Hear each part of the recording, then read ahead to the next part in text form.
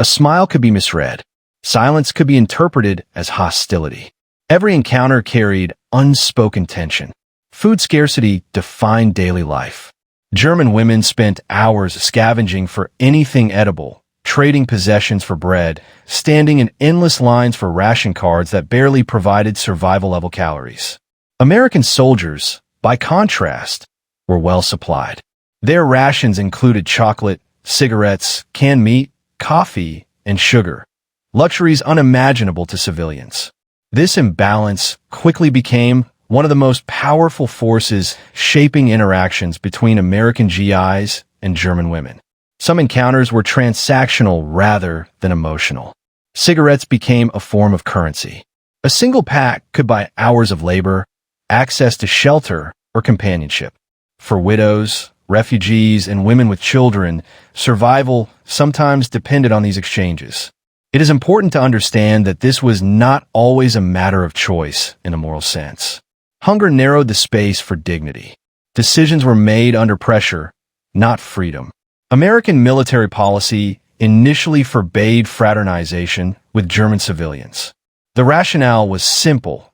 Germany was a defeated enemy, and emotional or social closeness could weaken discipline and political objectives. For a time, soldiers were not allowed to speak casually with German women, enter their homes, or form relationships. In practice, this policy proved impossible to enforce. Human interaction cannot be regulated indefinitely, especially when soldiers were stationed for months among civilians they saw every day. As the months passed, enforcement softened. Commanders recognized that strict separation was unrealistic and potentially counterproductive. Fraternization bans were gradually relaxed, especially as attention shifted from punishment to reconstruction and stabilization. With this shift, relationships between American GIs and German women became more visible and more complex. Some interactions were genuinely respectful. American soldiers helped clear rubble, shared food with starving families, and treated women with courtesy that contrasted sharply with years of wartime brutality. For women who had endured bombings, loss, and constant fear, these moments could feel almost unreal. A shared cup of coffee, a calm conversation, or a gesture of protection could restore a sense of humanity that war had stripped away. However, it would be dishonest to present a uniformly positive picture. Power imbalance always carries the risk of abuse. Some American soldiers exploited their position. There were cases of harassment, coercion, and assault. While these incidents were not systemic in the way violence was on the Eastern Front, they were real and traumatic for the women involved. The U.S. Army did prosecute crimes committed by its soldiers, but justice was uneven and often slow. German women were still enemy civilians, and their voices did not always carry equal weight. Cultural misunderstanding added another layer of tension. American soldiers often misinterpreted German reserve as coldness or arrogance. German women, raised in a conservative society shaped by war and authoritarian control, sometimes saw American informality as disrespectful or dangerous. A laugh, a casual touch, or a compliment could carry very different meanings across cultures. These misunderstandings could escalate situations unintentionally. Public perception within German society was harsh. Women who interacted openly with American soldiers were often labeled collaborators or traitors. The term Fräulein took on new connotations, sometimes whispered with contempt. This judgment ignored the realities of survival and the absence of German men, but social stigma was powerful. Even women who had done nothing more than accept food or help from soldiers could find themselves isolated by neighbors. At the same time, American soldiers were not a monolith. They came from different backgrounds, regions, and racial groups.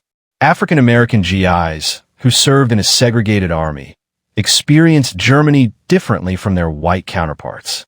Some German women, having grown up under Nazi racial ideology, were encountering Black Americans for the first time. Reactions ranged from fear and prejudice to curiosity and unexpected openness. These encounters challenged assumptions on both sides. For many women, The presence of American soldiers also represented modernity and a future beyond ruin. American music, language, and behavior hinted at a different world. Radios began playing jazz. English words entered daily speech. The contrast between the rigidity of the Nazi past and the apparent freedom of American culture was striking.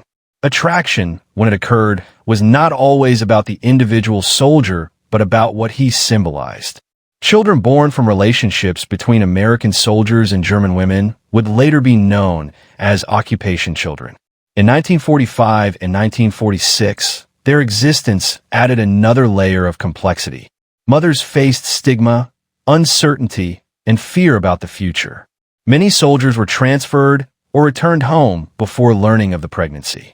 These children embodied both hope and abandonment, acceptance and rejection.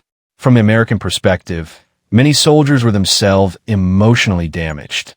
They had fought across Europe, seen death on a massive scale, and now found themselves occupying the land of the enemy.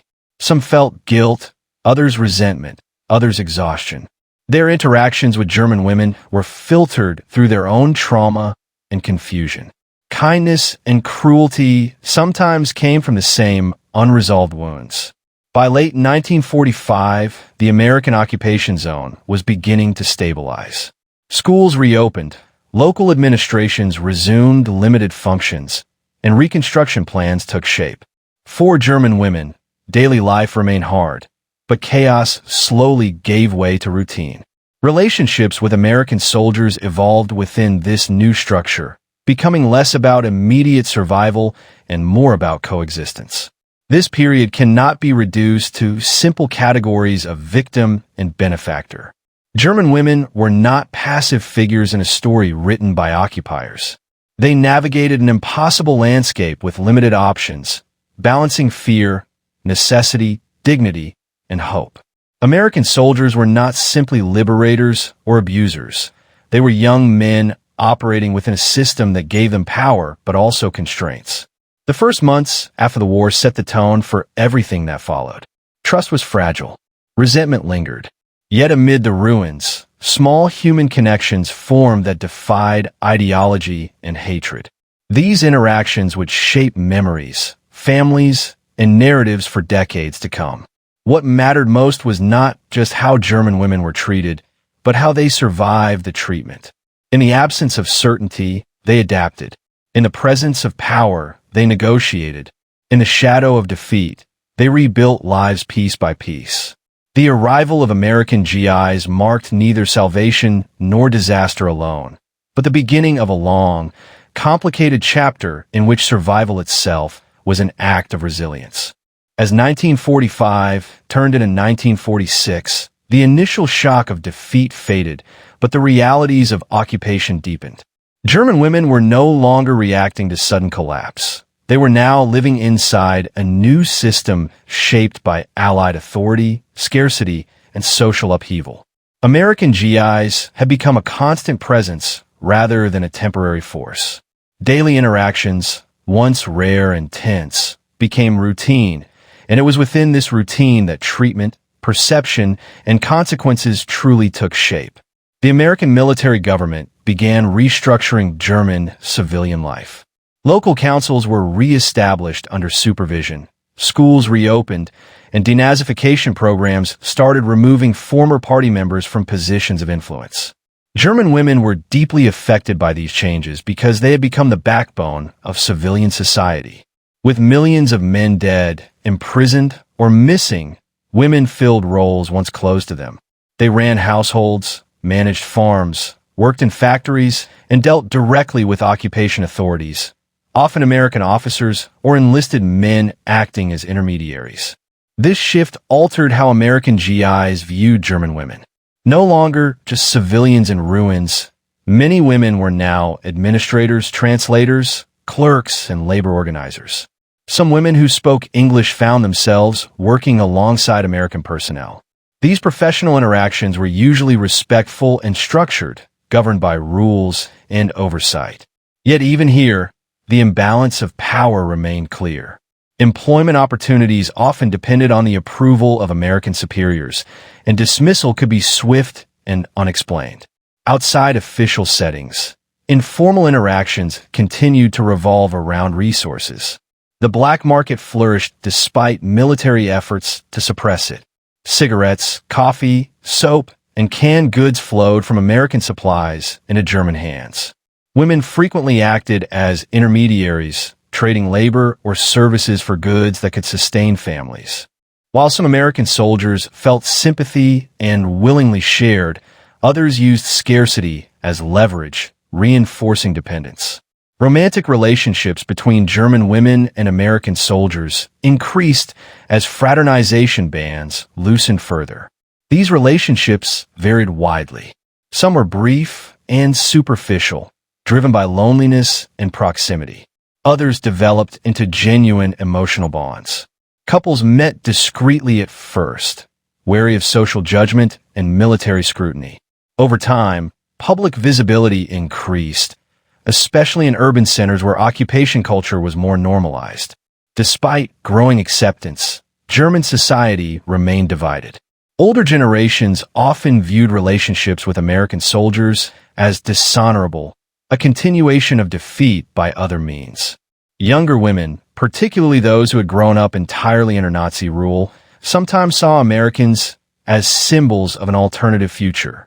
This generational divide deepened social tension and placed women at the center of moral debate they had little power to escape. American military leadership monitored these relationships carefully. On one hand, stable relationships were seen as reducing disorder and misconduct. On the other, concerns about discipline, racial issues, and long-term consequences persisted. Interracial relationships, particularly between African American soldiers and German women, were especially controversial. While such relationships were legal under occupation law, they faced resistance from both American command structures and German communities. African American GIs often found Germany both liberating and isolating. They encountered less overt segregation in civilian spaces than at home in the United States, yet they were still constrained by a segregated military system. German women who formed relationships with black soldiers faced compounded stigma. Their children would later suffer severe discrimination, revealing how racial prejudice survived the collapse of Nazi ideology in altered forms. Violence and exploitation did not disappear as stability increased. Harassment and assault still occurred, particularly in isolated areas and during nighttime curfews. The difference now was documentation. As administrative systems improved, more incidents were reported and recorded. American military courts did prosecute offenders, but outcomes varied widely. Rank, race, and unit reputation often influenced punishment. For German women, reporting abuse remained risky and emotionally taxing. At the same time, many American soldiers took on protective roles within communities. They intervened in disputes, guarded supply depots that civilians depended on, and sometimes shielded women from other occupying forces or displaced persons. This duality, protector and potential threat, defined the American presence in many women's lives. Trust was conditional and carefully measured. Psychological factors played a powerful role. German women were emerging from years of ideological control, bombardment, and loss. Trauma was widespread but rarely acknowledged.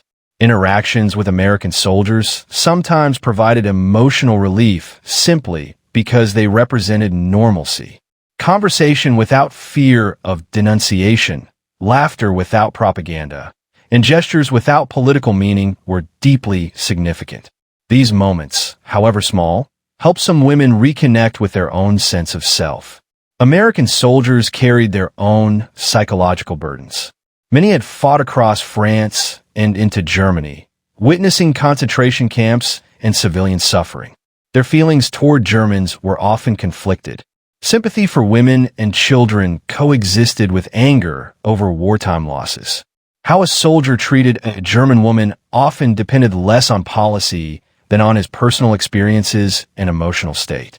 Marriage between American soldiers and German women became a formal possibility as occupation policies evolved. Initially discouraged, such unions were later permitted under strict conditions. Background checks, waiting periods, and approvals were required. For women, marriage offered stability, but also uncertainty. Leaving Germany meant abandoning family and homeland. Staying meant facing continued stigma and bureaucratic obstacles. Those who did marry and emigrate encountered new challenges abroad. German war brides often faced suspicion in American communities, language barriers, and cultural isolation. Their treatment in post-war Germany could not be separated from what followed. Decisions made under occupation shaped entire lifetimes. Public memory began forming even as events unfolded. Stories circulated, some true, some exaggerated, about generosity, exploitation, romance, and betrayal. These narratives hardened into stereotypes that simplified complex realities. German women were portrayed either as victims or opportunists, rarely as individuals navigating impossible circumstances. American soldiers were remembered as either benevolent liberators or moral failures, depending on perspective. Religion and morality influenced behavior as well.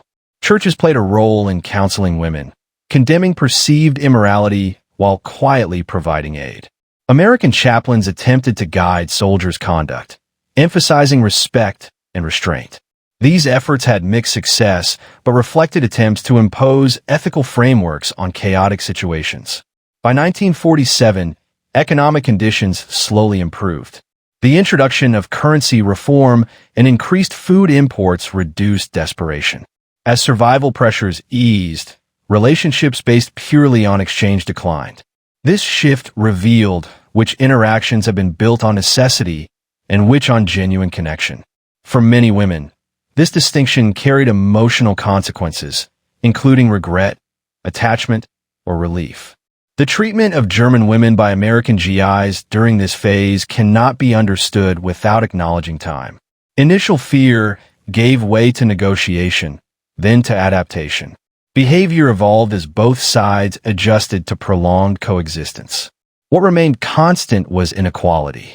Even in its most humane form, occupation was not a partnership of equals.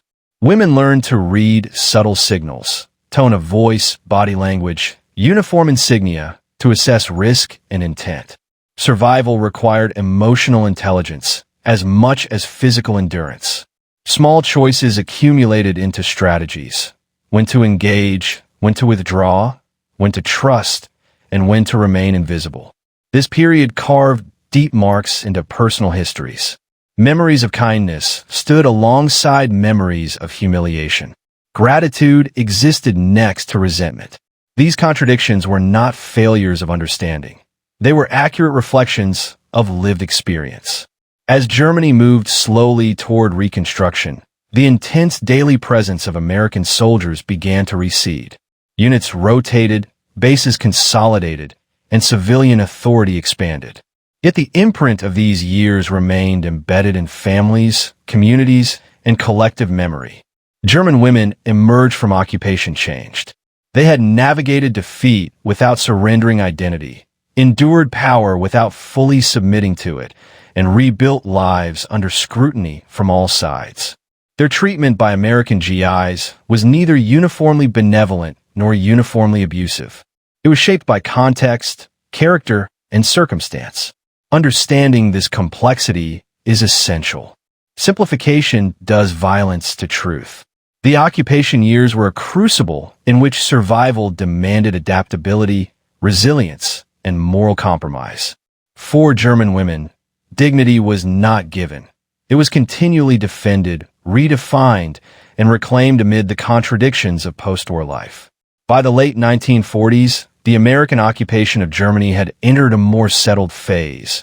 But for German women, the consequences of earlier encounters with American GIs did not simply fade with time. What had begun in chaos now hardened into long-term realities, social, emotional, and generational. The treatment they experienced during the first years after defeat continued to shape their lives in ways that were not always visible but were deeply felt. One of the most lasting effects was social judgment. Even as Germany rebuilt, memories of occupation lingered in private conversations and public attitudes. Women who had been seen with American soldiers were often remembered long after circumstances had changed. In small towns, especially, reputations were difficult to escape. A woman's wartime and immediate post-war behavior could follow her into marriage, employment, and community standing for decades. This scrutiny rarely considered context, hunger, fear, or absence of alternatives, but instead reduced complex survival decisions into moral verdicts. For many women, silence became a strategy. They did not speak openly about their experiences with American GIs, whether those experiences were positive, negative, or somewhere in between. Silence protected them from judgment, but it also carried a cost. Unspoken trauma does not disappear, it settles inward. Emotional wounds from humiliation, coercion, or loss were rarely addressed in a society focused on rebuilding physical infrastructure rather than inner lives. Children born during the occupation became living reminders of those years. Some were raised in loving families, others in environments marked by resentment or secrecy.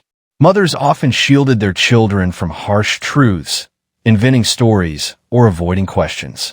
In cases where the father was an American soldier who had returned home, absence became a defining presence. Letters stopped arriving. Promises dissolved with distance. For women left behind, abandonment added another layer of loss to an already heavy burden. At the same time, not all outcomes were tragic. Some relationships between German women and American soldiers endured beyond occupation. A number of couples managed to stay together despite bureaucratic obstacles and social resistance. These women often became cultural bridges, navigating two worlds at once. Their lives challenged simplified narratives of victor and defeated, showing that human bonds could form even in unequal conditions. The broader political context also mattered. As tensions between the Western Allies and the Soviet Union intensified, the American presence in Germany was reframed. Former enemies were now potential partners against a new threat. This shift subtly altered how German civilians, including women, were perceived. Cooperation replaced punishment as a guiding principle. In this new atmosphere, earlier interactions with American soldiers were sometimes reinterpreted less harshly, though not universally. American cultural influence expanded during this period. Films, music, fashion, and language flowed into German society through occupation channels. For women, this influence was particularly visible. Hairstyles changed. Clothing styles evolved. New ideas about dating, marriage, and personal freedom entered public consciousness. These changes were not simply imposed. They were selectively adopted, negotiated, and sometimes resisted. German women were active participants in shaping post-war culture, not passive recipients. Still, admiration for American culture did not erase memory. Many women held contradictory feelings toward the soldiers they encountered. Gratitude for food or protection could coexist with resentment over power imbalance. Affection could sit beside fear. These contradictions were not signs of confusion, but evidence of honest experience. Human relationships formed under occupation were never simple because the context itself was never neutral. The question of consent remained deeply complex. Looking back, historians have struggled to categorize relationships between German women and American GIs. Were they voluntary? Were they coerced? Often, they were neither entirely free nor entirely forced.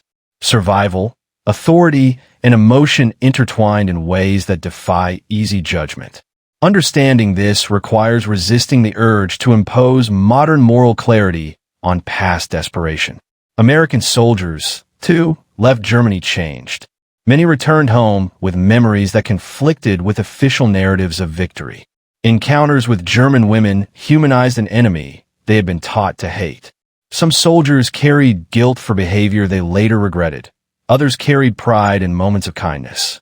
These private memories rarely entered public discourse, but shaped personal identities long after uniforms were put away.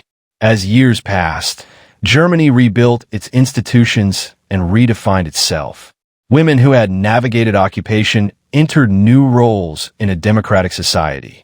Their wartime and post-war experiences influenced how they approached authority, independence, and resilience. The occupation had forced many women to make decisions alone, strengthening a sense of agency that would later feed into broader social change. Yet recognition came slowly. For decades, public discussion of women's experiences during occupation remained limited. National narratives focused on economic recovery and political alignment. The intimate realities of daily survival were sidelined. Only much later did historians begin to listen more closely to women's voices, recording testimonies that revealed nuance rather than judgment. These testimonies complicate simplistic views of American occupation. They show a spectrum of behavior, from generosity to exploitation, shaped by individuals rather than ideology alone. They also reveal the adaptability of German women, who navigated power without surrendering humanity. Their lives cannot be reduced to symbols of shame or gratitude. They were people responding to extraordinary circumstances with limited choices. Memory itself became contested terrain. Some women chose to remember kindness as a way to make sense of suffering. Others focused on injustice to assert dignity. Both approaches were valid. Memory is not only about what happened, but about how survival is integrated into identity. For many, the occupation years were neither erased nor glorified. They were absorbed. The long-term impact extended into family dynamics. Daughters absorbed lessons from their mother's silence or stories. Attitudes toward foreign men, authority, and independence were shaped by what was witnessed or hinted at. In this way, the treatment of German women by American GIs rippled across generations, influencing perceptions long after direct contact had ended. By the time the occupation formally evolved into alliance, the rawness of those early years had dulled, but had not vanished. It lived in private recollections, in family histories, and in unresolved emotions. What mattered was not only how German women were treated, but how they interpreted that treatment over time. Understanding this history requires restraint. It is tempting to assign clear moral labels, but doing so risks erasing lived complexity. The occupation was a meeting of victors and defeated, power and vulnerability, need and opportunity. German women stood at the intersection of these forces, negotiating survival with limited control but considerable strength. Their story is not one of simple victimhood or betrayal. It is a story of endurance. In ruins not of their making, under authority not of their choosing, they carried families, communities, and memories forward. The American GIs who passed through their lives were part of that story, but never its entirety. In the end, how German women were treated in post-war Germany cannot be separated from how they treated themselves afterward. They rebuilt dignity where it had been strained, claimed agency where it had been limited, and shaped a future that refused to be defined solely by defeat.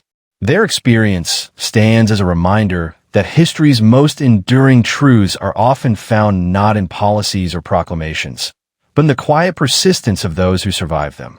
When the second phase of occupation began to take shape, German women found themselves living in a society that was no longer in free fall, but still far from stable. The ruins were being cleared, institutions cautiously rebuilt, and political direction slowly redefined. Yet the presence of American GIs remained a constant reminder that sovereignty had not returned. For women, this stage was marked less by immediate survival and more by long-term adjustment, learning how to live under watchful authority while reclaiming personal and social space. American military governance increasingly emphasized order, predictability, and normalization. Curfews were enforced more systematically. Local police forces were reorganized, and civilian courts resumed limited authority. German women, who had spent years improvising life under collapse, now had to readjust to rules again, rules set not by their own government, but by foreign occupiers. This shift changed how interactions with American soldiers unfolded. Random encounters became less chaotic, but more formalized, shaped by procedures rather than desperation. Workplaces became one of the most common points of contact. Women were employed as secretaries, cleaners, cooks, drivers, and clerks within American-run facilities. These environments were generally regulated and safer than informal street interactions, yet power dynamics persisted. Employment brought access to food, warmth, and relative security, but also dependency. A supervisor's favor could determine continued work. While many American personnel behaved professionally, the possibility of exploitation always hovered beneath the surface. For some women, these jobs offered more than survival. They provided a sense of competence and autonomy that wartime Germany had denied them. Earning wages, using language skills, and managing responsibilities fostered confidence. Interacting with Americans in structured settings sometimes reduced fear and replaced it with cautious familiarity. Over time, mutual recognition replaced the initial shock of contact. Social spaces also evolved. Cafes reopened, cinemas screened films, and public events slowly returned. American soldiers often frequented these places, introducing music, slang, and behaviors that contrasted sharply with pre-war norms. German women navigated these spaces carefully. Participation could signal openness and modernity, but also invite judgment. Every public appearance carried layered meaning in a society still negotiating morality after collapse. Romantic and sexual relationships continued, but became less overtly tied to survival. With food supplies improving, women were less compelled to exchange intimacy for necessities. This change altered the moral framework through which relationships were viewed. Choices appeared more voluntary, even if broader inequality remained. Women who engaged with American soldiers now faced sharper scrutiny precisely because desperation was less visible. Marriage policies became more structured during this period. Applications for marriage between German women and American soldiers were reviewed in detail, assessing political background, health, and character. These procedures reinforced the sense that women's personal lives were subject to external approval. Love, when it existed, had to navigate bureaucracy. For some couples, the strain proved too great. For others, perseverance strengthened commitment. Psychologically, this phase was defined by delayed reckoning. During the war and immediate aftermath, survival had suppressed reflection. As life stabilized, memories resurfaced. Women began processing loss, humiliation, kindness, and fear. Interactions with American soldiers were reinterpreted through distance. What once felt necessary might later feel compromising. What once felt threatening might later be remembered with nuance. Community memory hardened as well. Stories about the occupation years circulated with increasing certainty, often smoothing over contradictions. German women's experiences were folded into collective narratives that emphasized shame, resilience, or renewal, depending on local values. Individual variation was lost. This social rewriting placed pressure on women to conform to acceptable versions of the past. American soldiers were gradually rotating out, replaced by new units with less direct wartime experience. These newer soldiers often approached Germany differently, with less anger and more curiosity. Their treatment of German women was shaped by training manuals and post-war objectives rather than battlefield trauma. This generational shift subtly improved everyday interactions, though it did not erase structural inequality. Children who had grown up during occupation were now old enough to observe and ask questions. Mothers faced decisions about what to explain and what to conceal. American presence was normalized for this generation, but its meaning remained ambiguous. For women, motherhood under occupation added emotional weight to every interaction. Protecting children meant managing visibility, rumor, and risk. By the late 1940s, the American role in Germany was increasingly framed as protective rather than punitive. This reframing altered public tone, but did not automatically heal private wounds. Women who had suffered mistreatment did not necessarily feel safer simply because policies improved. Trust, once damaged, required more than regulation to restore. At the same time, opportunities expanded. Education programs, language courses, and cultural exchanges opened new paths. Some women used these opportunities to redefine their identities beyond wartime roles. Interaction with American institutions became a means of advancement rather than survival. This transformation marked a quiet but profound shift.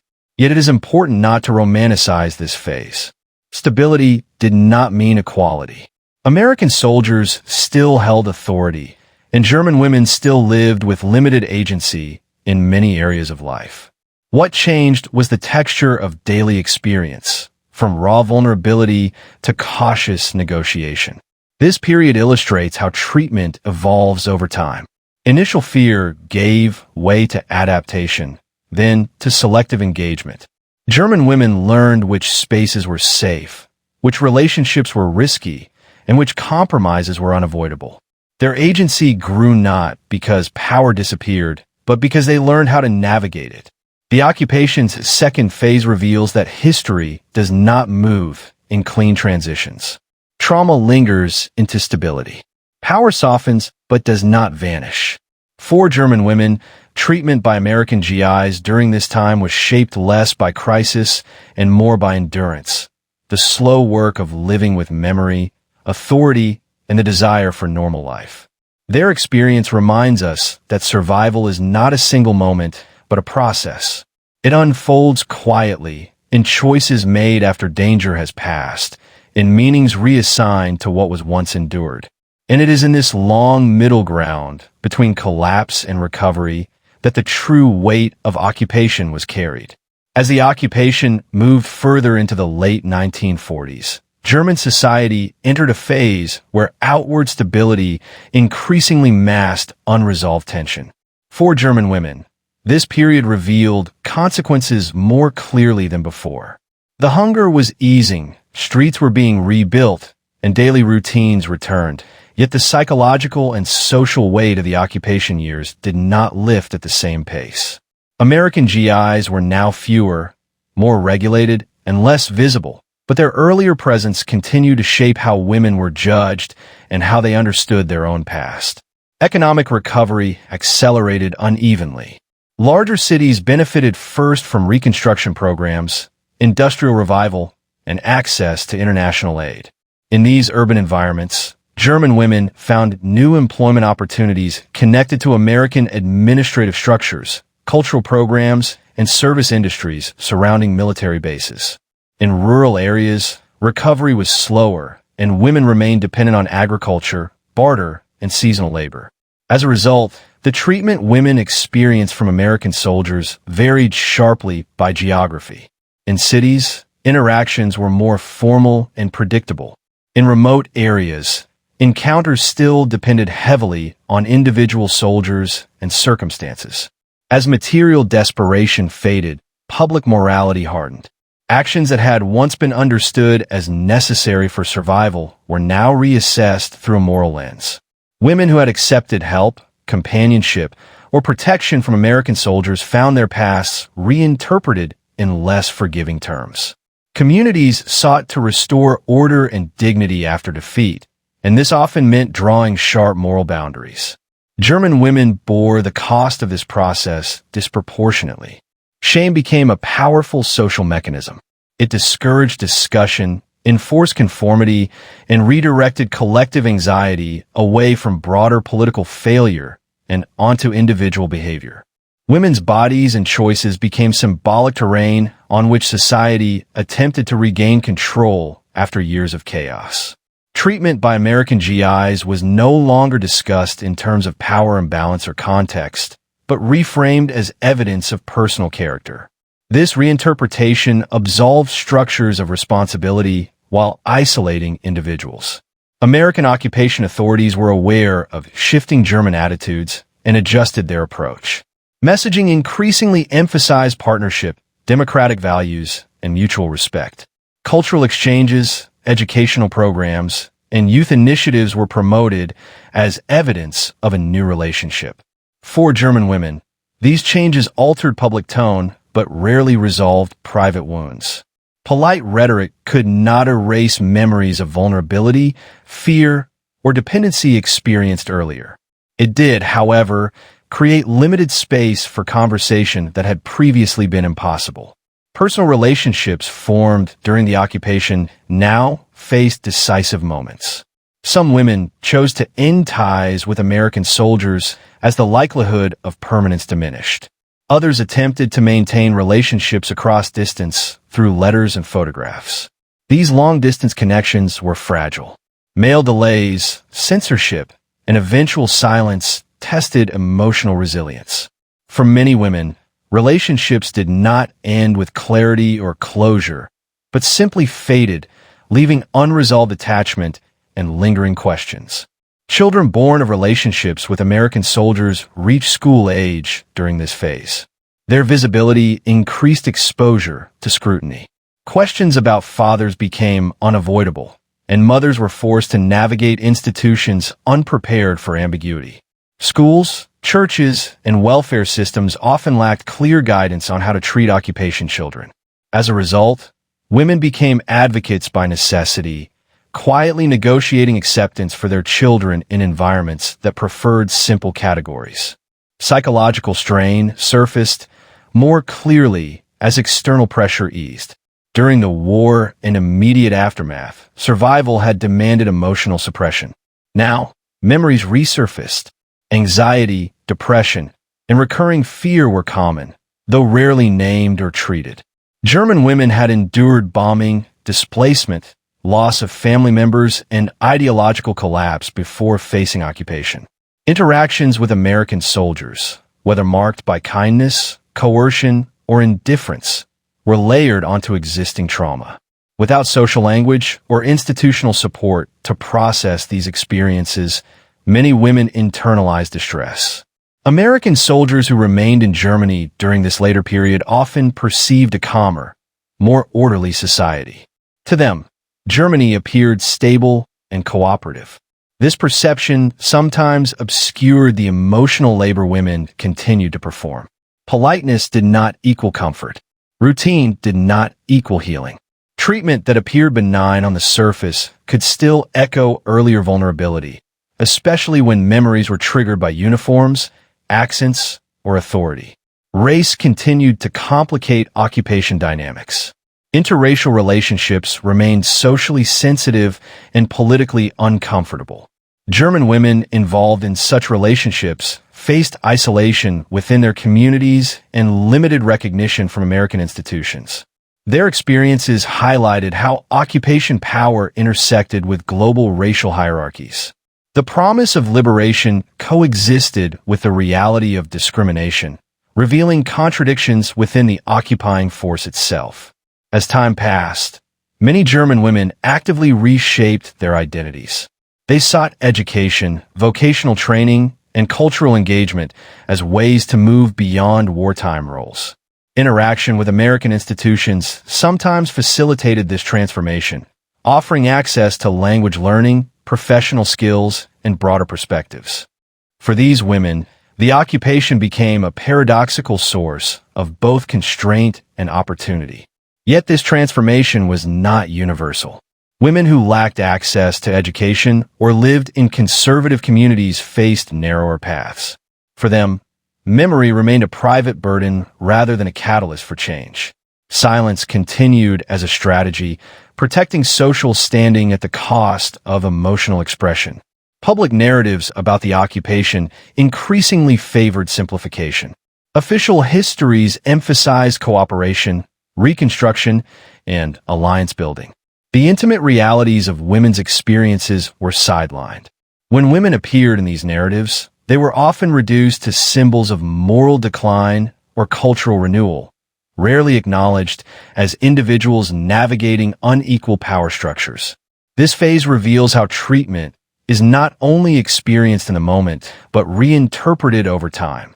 What American GIs did or did not do mattered deeply, but so did how those actions were remembered, judged, and integrated into personal and collective identity. For German women, the later years of occupation were not about crisis, but about reckoning.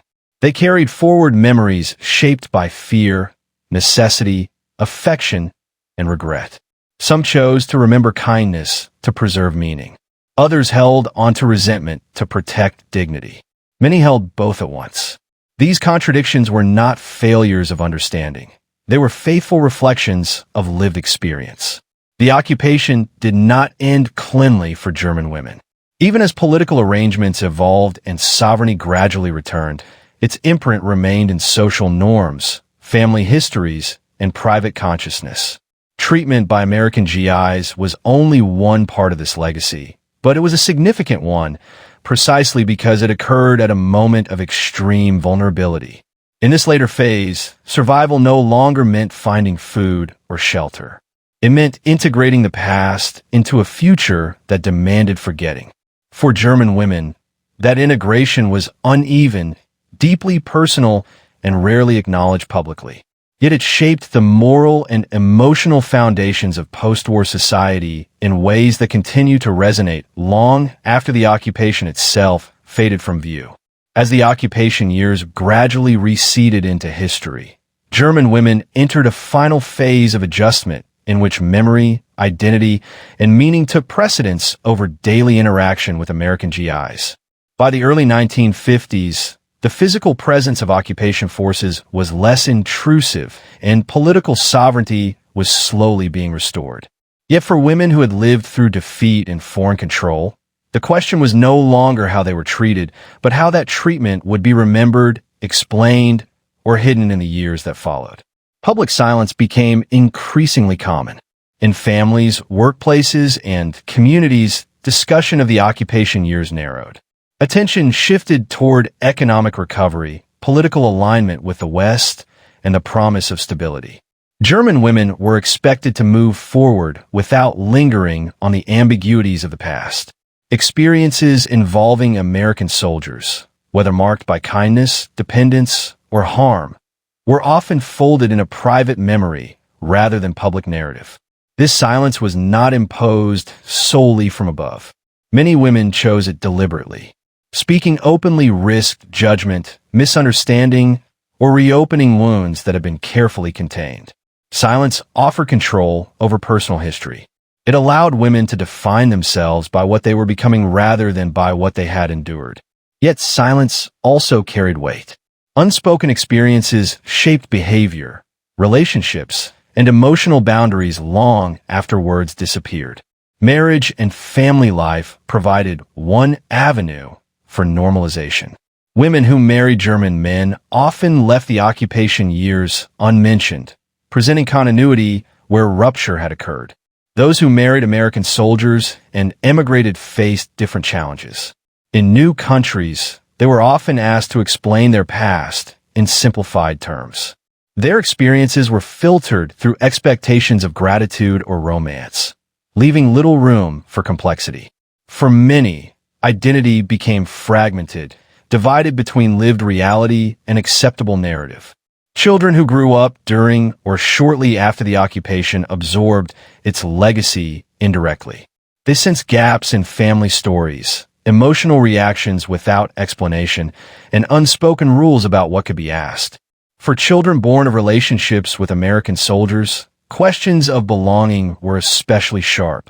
Mothers navigated these questions carefully, balancing protection with honesty. In doing so, they carried the emotional labor of 2 generations. Historical interpretation lagged behind lived experience. Early post-war histories focused on diplomacy, economics, and reconstruction. Women's personal encounters with occupation forces were rarely considered relevant. When mentioned at all, they were treated as anecdotal or moral footnotes.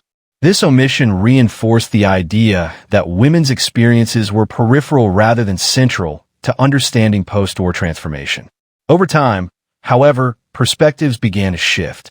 As decades passed and immediate political pressures eased, scholars and journalists started revisiting the occupation years with greater attention to everyday life. Oral histories brought women's voices into the record, revealing nuance that official documents had missed. These accounts did not offer uniform conclusions. Instead, they exposed contradiction, gratitude alongside resentment, agency alongside vulnerability.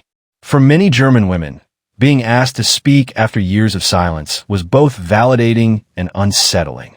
Revisiting the past required confronting emotions that had been managed through avoidance. Yet it also offered recognition that their experiences mattered.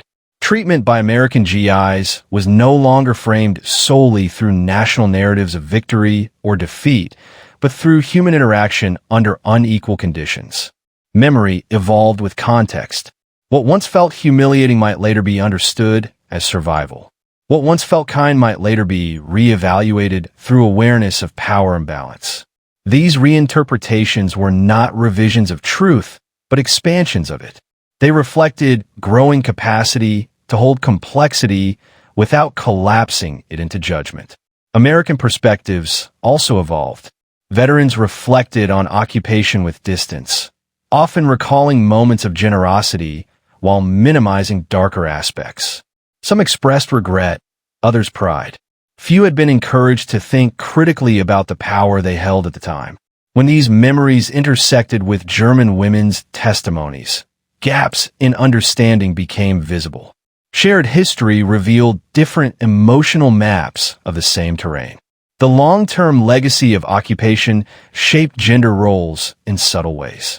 Women who had navigated authority and scarcity developed resilience that influenced post-war social change. Their experiences informed attitudes toward independence, responsibility, and skepticism of absolute power. Even when unspoken, these lessons were transmitted through behavior and expectation. It is important to recognize that treatment by American GIs did not occur in isolation.